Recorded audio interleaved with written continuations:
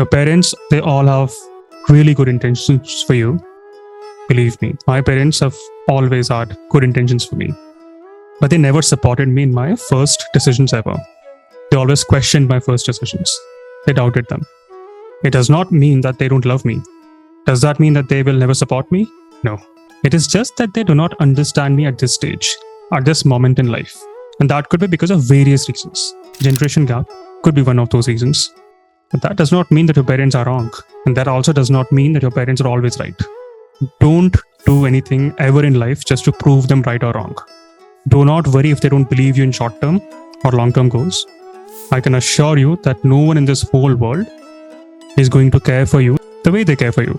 That love is called as unconditional love. Unconditional for a reason. It's a love that comes with no conditions attached. Some of us are incredibly lucky that we have parents in our life. Even if they disagree with us, even if they laugh at us, that does not mean that they don't care for us. They will blame you for your failures. They will punish you. They will mentally traumatize you to do this or do that. But you should always cherish their existence, because no one in the world is going to love you the way your parents love you. So never in life do anything ever to prove them right or to prove them wrong. Make peace with that. Respect them, cherish them, hear them, love them. And coming to belief, I have absolute belief and faith that you all have the potential to make it really big in life. It is not easy to come and show up in these classes daily, debate, engage for 2.5 hours, do this routine for entire 1 year, but you all are doing it.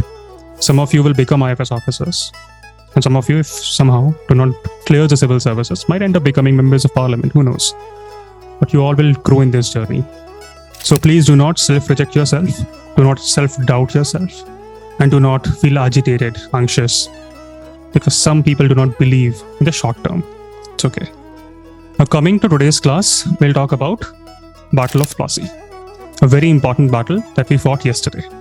You all are EIC officials even today, and for quite a few more days until the crown will come and we'll begin a new rule altogether. But for now, you just won a battle in Plassey, a very important battle between British East India Company and forces of Nawab Siraj-ud-Daulah. Right? So Crystal, let's assume that you've just won this battle, this massive battle. What's going on in your head now?